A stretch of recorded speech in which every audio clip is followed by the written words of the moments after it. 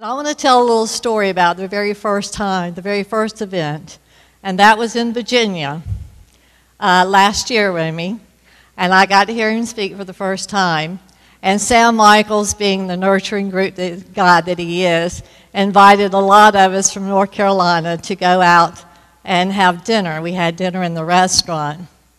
And we go in, and there sitting in this corner booth was Romi and his family. And, you know, we were really new, and there's Romi, there's Romi, there's Romi, there's Romi. And, of course, we were expecting, you know, respecting his privacy and everything, and we were sitting at a table talking and just, you know, enjoying ourselves. And, of course, Sam always has to capture everything on film. So he got us all lined up, and he was taking a picture. Well, who walked over but Romi, being the great person that he is, and said, "Let me take the picture for you." I mean, look at this man's rank. He is top in the country. He's there with his family. Let me take this picture for you. And, of course, you know, since he came over, guess what? We all had to have our picture made with him, too. So his act of kindness turned into about a 15-minute picture section. But that's the kind of man that he is. It is always a pleasure to hear him speak. His story always amazes me. And like I said, get out your pads and pencils. Prepare to take notes. Mr. Oshiro told you yesterday, do what Romi does. So Romi, come on up and tell him what to do. Give him a big round of applause.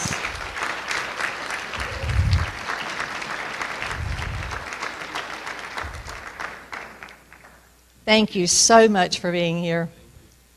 It's a pleasure. Does this mic work? Does it work? Can you hear me? Okay. This was the paper yesterday. Did anybody see this? Yesterday? It says, "How to stop hospitals from killing us." They said, let me read the first sentence. It says, "When there is a plane crash in the U.S., even a minor one, it makes headlines." When there's a plane crash. And then here it says, "Medical error kill enough people to fill 4 jumbo jets a week." A week. And that amounts to 98,000 people in 1 year. That's how much it is. And you come to a house showing your Kangen water to a prospect, and the prospect would say, "Let me ask my doctor." Right? Here's the other section of the newspaper yesterday. Wall Street Journal. I got this from the lobby. Yeah, let me see. Yeah, the Wall Street Journal. Okay.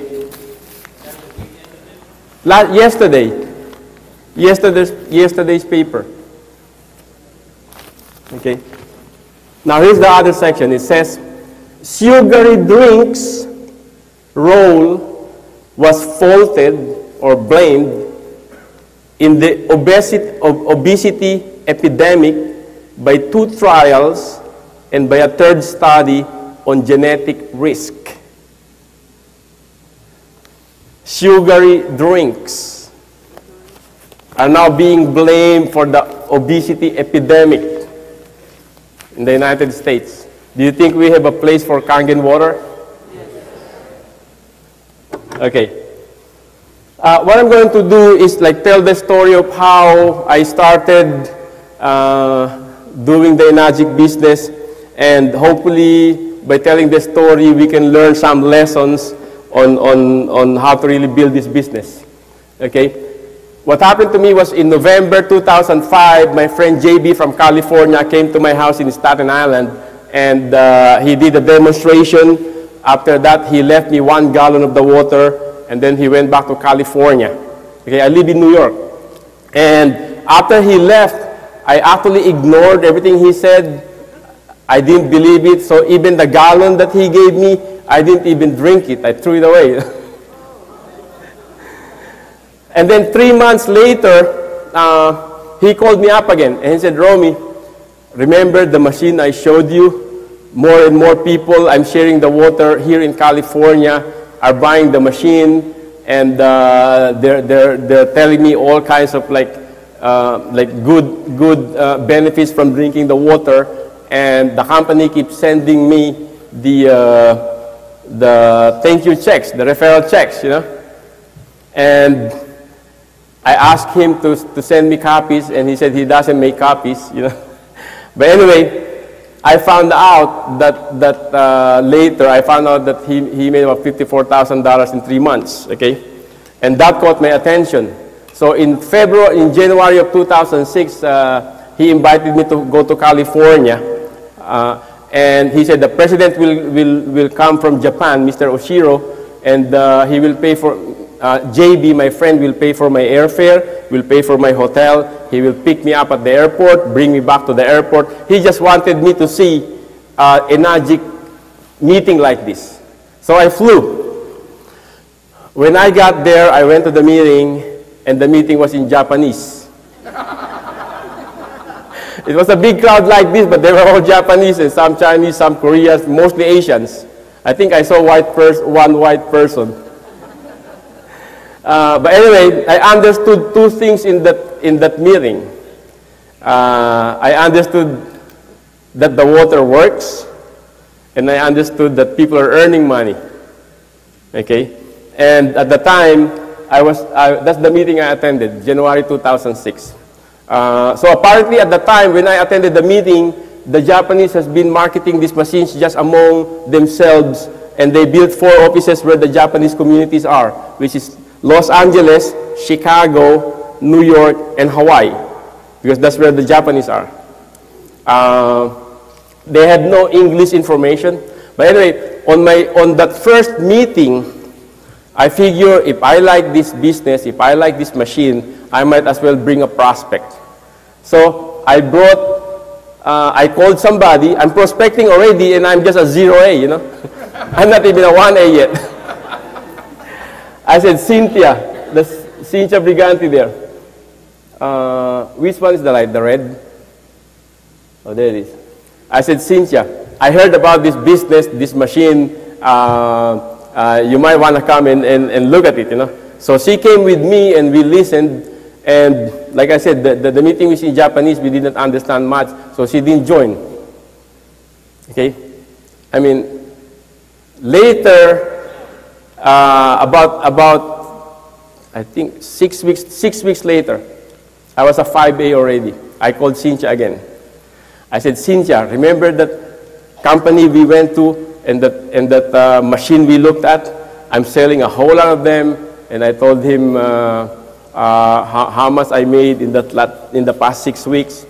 And then she said, tell me about it again, Romi. And I was in New York, and she's in California. So I called JB. I said, JB, go to Cynthia's house. Mita is there, Cynthia and Mira, and explain this card game business again. So JB came, and she joined. And it's a good thing she joined at that time, because at that time I was already a 5A. If she joined me when I was a 1A, then I would be earning less, right? So one lesson is follow up, okay? Anyway, Cynthia, I would say majority or almost everybody on the West Coast is in Cynthia's downline. You hear of Daniel DeMacali, Eli Daffes, Tony Banks, all of them are in Cynthia's downline.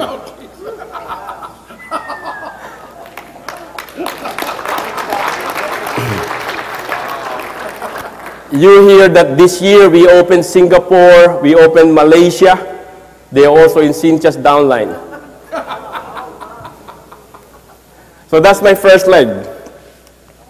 Okay, now, here's the lesson. Number 1 is you should be able to do the demo. Like the way JB came to my house. Okay, Don't wait for meetings. I mean, if you go to the house of your friend and do the demo, do it. Because when I started 6.5 years ago, there were no meetings. There were no meetings. There were no teleconference. There was no webinar. We don't even have tools. All the tools I have was the pH tester.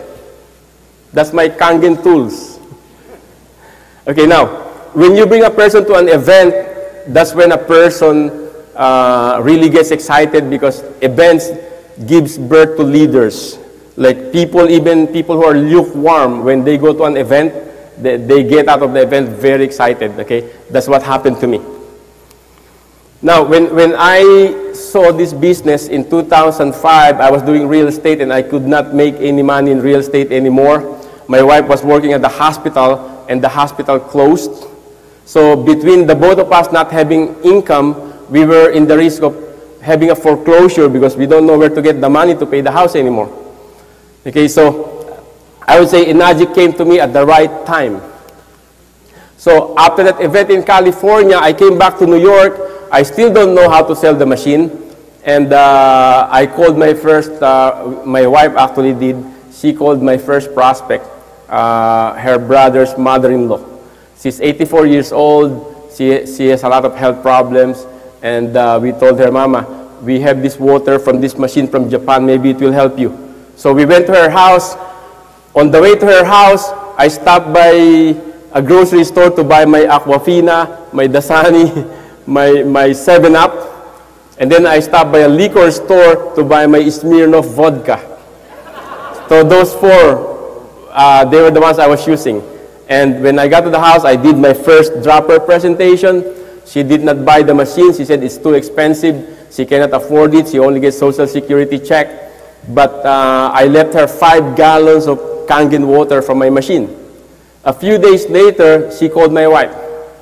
She said she's feeling better. She ran out of the water. She wants more water, so she wants to buy the machine.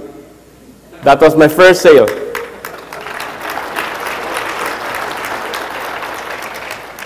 So I said to myself on the way home, let me find myself another 84-year-old lady. So I called her sister Jenny from our church. She's 80-something years old too. She walks with a cane. I went to her house, did my demo. She told me the same thing. She didn't buy. She said she only gets Social Security check.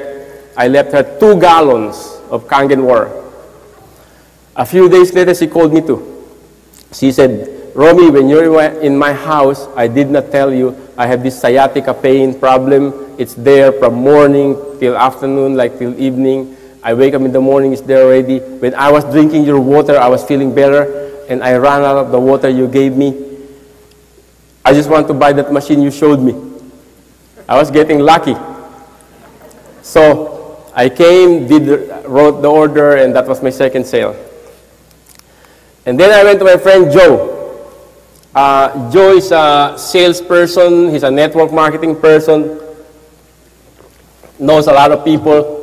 At the time, he was on the top 20 of another company. He was on the magazine.